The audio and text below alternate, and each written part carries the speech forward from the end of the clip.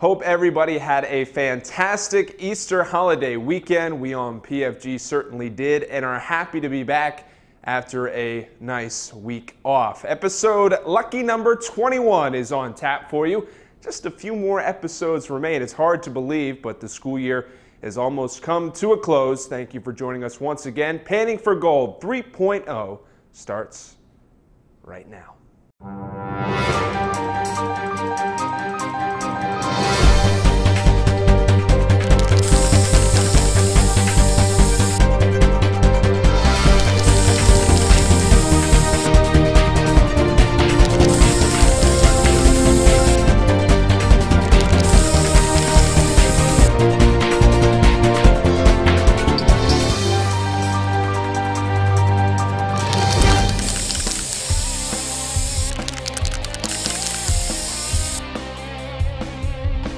On the beat this week, we talk men's tennis as they prep for the Atlantic 10 Conference Tournament this weekend. The 49er Club has their annual golf outing. We'll give you some news on that, as well as a time-lapse video of our 49er football complex. Hard to believe that we broke ground nearly a year ago. All of that and much, much more. Cue up that beautiful beat bumper.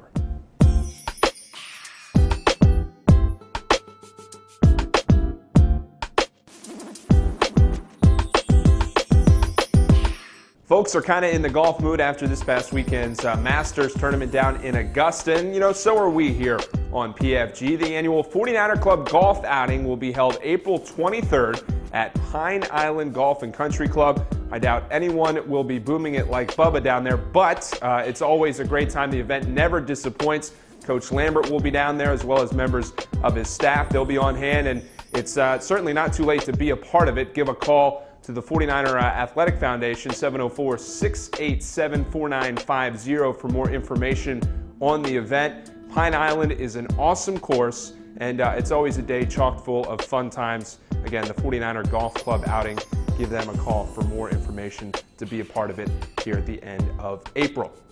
The men's tennis team is having one of their best seasons in recent history, and they head into the Atlantic 10 Conference Tournament this weekend with a little bit of momentum. Panning for Gold intern Brendan Ferguson caught up with head coach Billy Boykin and company this week to talk about the upcoming Atlantic 10 Conference Championship and what lies ahead this weekend for the boys. Check it out.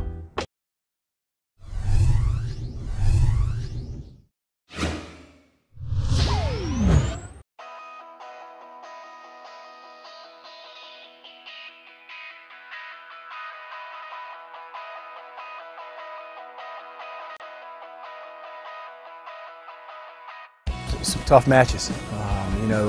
This is a winners tournament.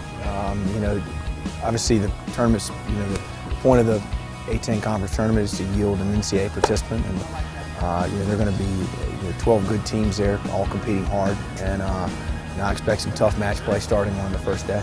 Yeah, you look back over the course of the year, and we definitely have maybe one of the youngest teams in the country, certainly in the conference, and watching them kind of grow throughout this year has been fun. We've had some hurdles along the way. We've made some mistakes. But overall, I definitely think we've made a lot of progress as a group. And we had a really, really good little regular season. It has been a great help for me, to meet all these young guys with me. We've done some great stuff this year. We've done a couple of mistakes, of course, like a young team would do. But I definitely think that we're going to use these experiences in the tournament, A10 tournament. I think it's great. We take the time to grow up together. These guys are like my brothers already, so it's just been real fun being on this journey with them. Yeah, it's been about as good as we could ask for. We wanted to start off strong here, but we also know that we need some time to grow and develop as players and as people. So, I feel like our guys we're definitely conditioned. We've had a nice little break here at the end of the year where we've been able to kind of, refocus our efforts from a strength and conditioning standpoint with the help of our tremendous strength and conditioning staff. I think that our guys are going to be ready to play as much tennis as, if we can advance, then we'll be ready, I think, physically to play. The thing is, it's going to be more tough, of course, but we've been running a lot recently. I think our fitness level of the team is really good.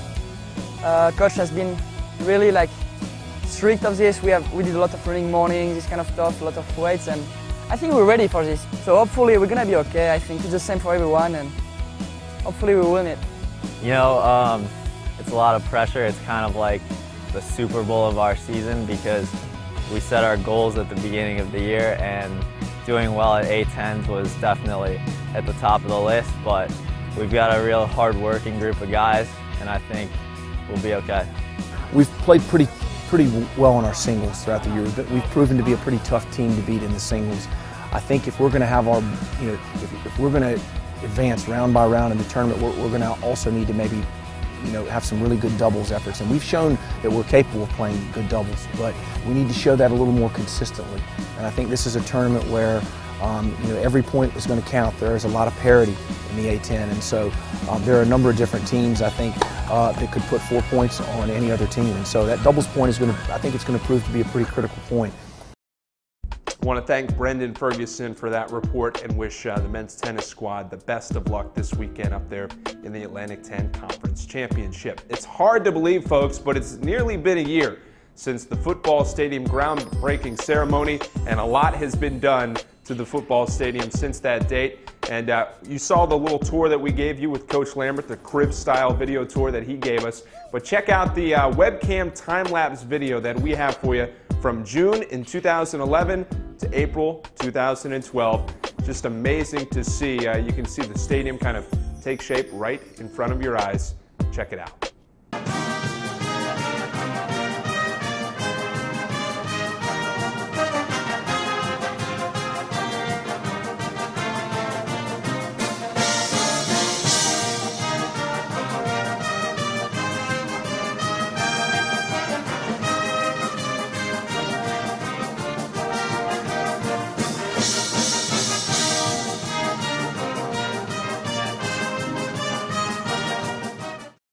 Scholarships are an important part of the university campus, and alumni at UNC Charlotte have the responsibility to help support this initiative. We can all display with pride the UNC Charlotte license plate, knowing that $15 of the cost goes directly back to the University Scholarship Fund. You can also support scholarships through the Brick and Tile campaign. State your claim at uncharlottealumni.org. And go Niners! Hey there, Niner Nation. Today we spent some time with senior tennis player Anthony Davison. We talked to him about the upcoming A10 tournament, Senior Day, and what it was like for him growing up in Derby, England. I've been playing my whole life since I was 7, 8 years old, and playing tournaments my whole life, and just, I guess, it kind of fell into place through getting a scholarship offered to me from UNC Charlotte. Came out to visit when I was around my 18th birthday, and just came over for tennis and education because the opportunities are so good out in the States. It's a lot different than England. I could have gone just to university back home, but I wouldn't have been pursuing tennis at the same time. So it was nice to come over and be able to do both. Talk a little bit about growing up in England. I hear you've had the opportunity to go to Wimbledon, and that's a really prestigious thing for any tennis player. Talk about that experience.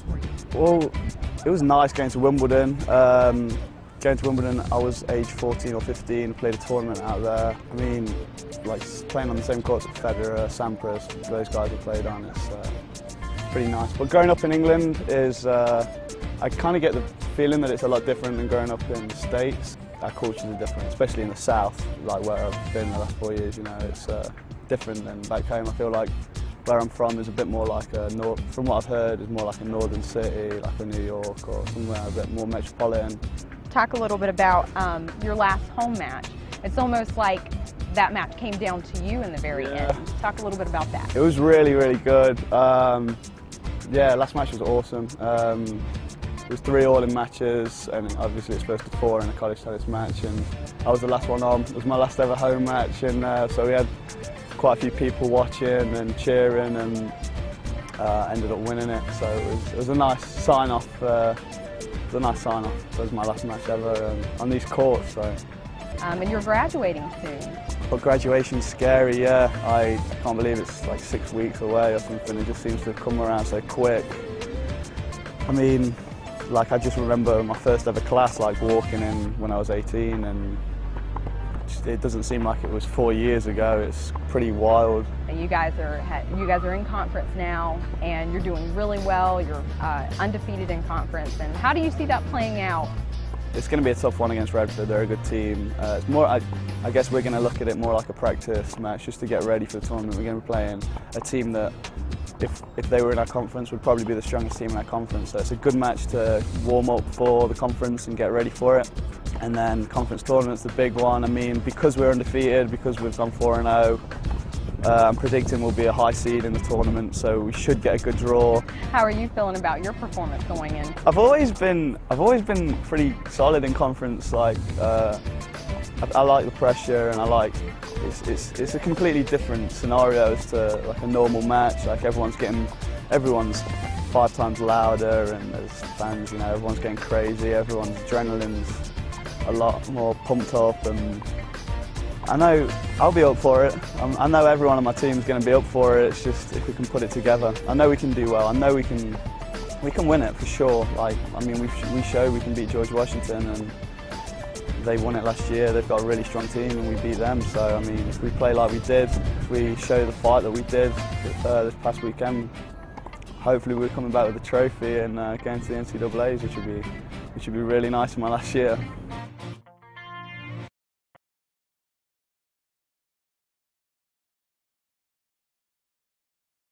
All right, fans, back here on Panning for Gold. We have no friend of 49er this week. What a bunch of malarkey. I know, you guys, hey, you can boo all you want. We're still not getting a friend of 49er this week. But the PFG regular segment will be back on next week's show, and I have a feeling this is going to make up for not having one this week. It's a special friend of 49er guest. Football head coach Brad Lambert will be joining us. He will be our friend of 49er next week. If you got a question for Coach, tweet us at PanningForGold3 with your questions, and you will get on the show. Again, Brad Lambert to be Panning for Gold's friend of 49er next week. If you got a question, at PanningForGold3 is the Twitter address. Headlines are over. It's weather time with PFG's meteorologist Garrett Beatebaugh. And we have to take a quick aside. It was over a year ago. Young, aspiring weatherman came to me and asked if he could do a weather segment here on PFG. I obviously obliged. I wanted to give him a shot. Fast forward to today as he's finishing his degree here at UNC Charlotte. After his work here and a few internships at Charlotte television stations, our very own Garrett Beatebaugh is now a professional weatherman. Agreeing to a full-time position with a station down in Columbia, South Carolina. Garrett, couldn't be happier. I mean, just an unbelievable accomplishment. So proud of you, but don't think you're getting out of the last few episodes of PFG.